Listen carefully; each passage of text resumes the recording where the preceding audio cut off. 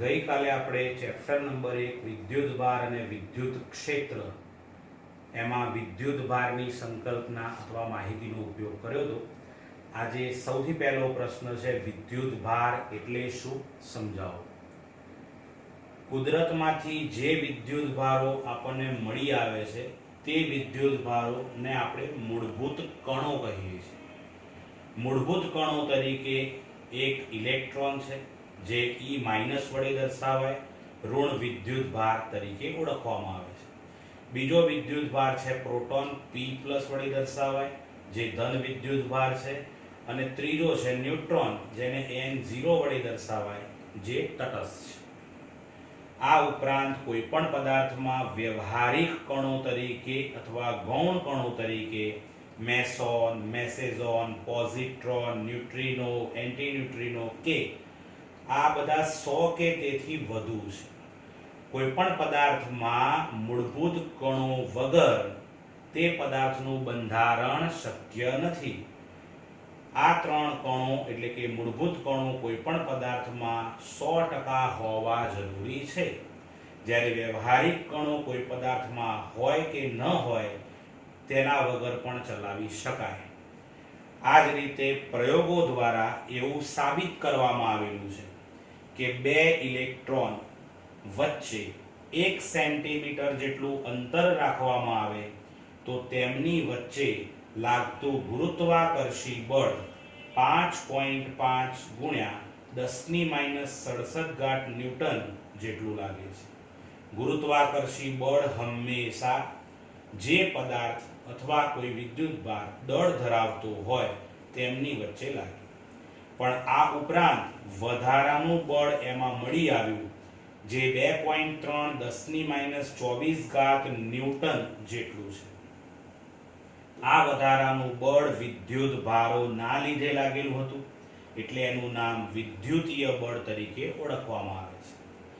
2 electron વચ્ચે લાગતું આવું વધારાનું જે બળ છે તે અપાકર્ષી પ્રકારનું જોવા મળ્યું. આ જ રીતે 2 ઇલેક્ટ્રોનના બદલે 2 પ્રોટોન લેવામાં આવ્યા, તેમની વચ્ચે 1 સેન્ટીમીટર અંતર રાખવામાં આવ્યું તો ગુરુત્વાકર્ષી બળ 5.5 10⁻⁻67 ન્યૂટન અને વધારાનું જે વિદ્યુત બળ છે તે 2.3 10⁻24 ન્યૂટન જેટલું જ મળ્યું. પરંતુ એ પણ 2 પ્રોટોન છે એટલે અપાકર્ષી પ્રકારનું વિદ્યુત બળ એમાં લાગેલું છે. આ જ રીતે ત્રીજો એક પ્રયોગ થયો કે જેમાં 1 પ્રોટોન લેવામાં આવ્યો અને 1 ન્યુટ્રોન અથવા ઇલેક્ટ્રોન, તો તેમની વચ્ચે લાગતું બળ આકર્ષી પ્રકારનું જોવા મળ્યું અને બળના મૂલ્યો આ જેટલા હતા તેટલાને તેટલા જ મળ્યા. આમ પહેલા 2 પ્રયોગો ઉપરથી બંને અપાકર્ષી પ્રકારના હોવાથી સાબિત થયું કે સજાતીય વિદ્યુત ભારો, સજાતીય એટલે સરખી જાતિના, કાં તો બંને ધન કાં તો બંને ઋણ, તેમની વચ્ચે લાગતું બળ વિદ્યુત બળ અપાકર્ષી પ્રકારનું હતું. આ જ રીતે વિજાતીય એટલે કે 1 પ્રોટોન અને 1 ઇલેક્ટ્રોન વચ્ચે લાગતા બળ માટે વિજાતીય વિદ્યુત ભારોનું અસ્તિત્વ એટલે કે વિજાતીય એટલે વિદ્યુત ભારો વિરુદ્ધ હોવા, પ્લસ માઇનસ માઇનસ પ્લસ, તેમની વચ્ચે લાગતું બળ આકર્ષી પ્રકારનું જોવા મળે છે. આમ વિદ્યુત ભારોના મૂલ્યો મેળવવામાં આવ્યા, તેમની વચ્ચે લાગતા બળો દર્શાવવામાં આવ્યા અને કુલંબીય બળ સમજાવી શકાયું. આ જ રીતે જેમ દળ ધરાવતા કણો વચ્ચે ગુરુત્વાકર્ષી બળ લાગે છે તેમ વિદ્યુત ભારો વચ્ચે લાગતા બળને વિદ્યુત બળ અથવા કુલંબીય બળ તરીકે ઓળખવામાં આવે છે. આના ઉપરથી આપણે વિદ્યુત ભારની વ્યાખ્યા નક્કી કરીશું.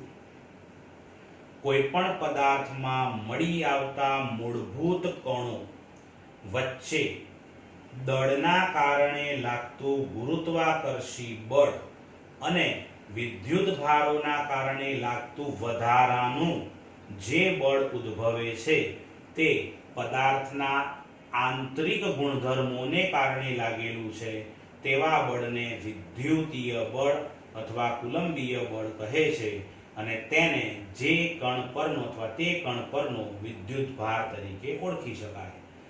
ફરીથી આપણે એની વ્યાખ્યા રિપીટ કરીશું કે કોઈ પણ પદાર્થમાં મૂળભૂત કણો એટલે કે વિદ્યુત ભારો રહેલા છે. તેમાં દળના કારણે લાગતું બળ ગુરુત્વાકર્ષી બળ છે, પરંતુ તેમાં રહેલા વિદ્યુત ભારોના લીધે ઉદ્ભવતું બળ જે પદાર્થના આંતરિક ગુણધર્મને લીધે લાગેલું છે તેને વિદ્યુતીય બળ અથવા કુલંબીય બળ કહે છે, જે તે કણ પરનો વિદ્યુત ભાર તરીકે ઓળખી શકાય. વિદ્યુત ભારનું મૂલ્ય નક્કી કરવામાં આવ્યું તો પ્રોટોન અને ઇલેક્ટ્રોનના વીજભારનું મૂલ્ય એક સમાન છે, 1.6 10⁻⁹ કુલમ.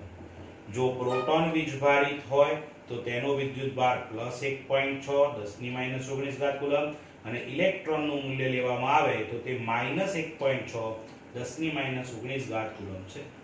વિદ્યુતભારને આપણે કેપિટલ Q અથવા સ્મોલ q સંજ્ઞા વડે દર્શાવીએ છીએ.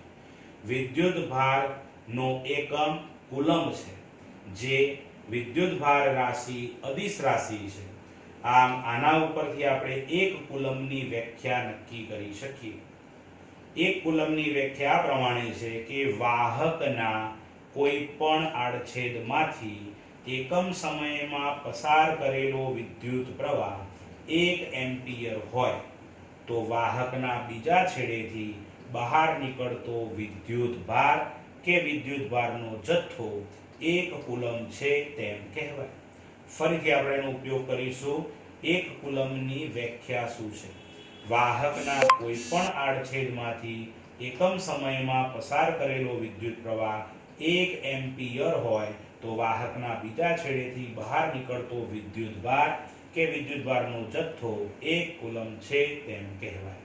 આમ કોઈ પણ પદાર્થમાં વિદ્યુત ભારોનું અસ્તિત્વ જાણવા માટે જે સાધન ઉપયોગ કરી શકાય, ઉપકરણ ઉપયોગ કરી શકાય, તેને ઇલેક્ટ્રોસ્કોપ અથવા ઇલેક્ટ્રોન માઇક્રોસ્કોપ તરીકે ઓળખવામાં આવે છે. એટલે ઇલેક્ટ્રોન માઇક્રોસ્કોપ અથવા ઇલેક્ટ્રોસ્કોપ એ એવું સાધન છે કે જે વિદ્યુત ભારોનું અસ્તિત્વ જાણી શકાય તે માટે વપરાય છે. આ વિદ્યુત ભારો ઉપરથી આપણે એવું નક્કી કરી શક્યા કે ઇલેક્ટ્રોન જે છે એ ઋણ વિદ્યુત ભારિત, પ્રોટોન ધન વિદ્યુત ભારિત છે. આ બંનેનું મહત્વ વધુ છે, જ્યારે ન્યુટ્રોન તટસ્થ છે. તેથી તે કોઈ પણ પદાર્થની અંદર માત્ર રહી શકે છે પણ ભાગ ભજવી શકતો નથી. ઇલેક્ટ્રોન અને પ્રોટોનના કારણે એકબીજા વચ્ચે બંધ બનવા, એકબીજા વચ્ચે ઇલેક્ટ્રોનની આંતરક્રિયા થવી, સંક્રાંતિ થવી, તેમની વચ્ચે આંતર પ્રક્રિયાઓ થવી, આ બધાના કારણે પદાર્થ ચાર્જ અથવા ડિસ્ચાર્જ થઈ શકતો હોય છે. આના ઉપરથી આપણે નીટ માટે એક અગત્યની માહિતી ઉપયોગ કરીશું. નંબર 1, અહીંયા આપણે ઇલેક્ટ્રોનનું દળ ઉપયોગ કરીએ છીએ. તો ઇલેક્ટ્રોનના દળને me વડે દર્શાવાય, જે 9.1 10⁻31 કિલોગ્રામ છે. જ્યારે વિદ્યુત ભારનું મૂલ્ય QE બરાબર 1.6 10⁻19 કુલમ છે. પ્રોટોનનું દળ MP વડે દર્શાવાય, જે 1.67 10⁻27 કિલોગ્રામ અને વિદ્યુત ભાર QP એ પણ 1.6 10⁻19 કુલમ છે. જ્યારે ન્યુટ્રોનનું દળ Mn બરાબર 1.67 10⁻27 કિલોગ્રામ અને તેનો વિદ્યુત ભાર 0 છે, એટલે કે તટસ્થ છે.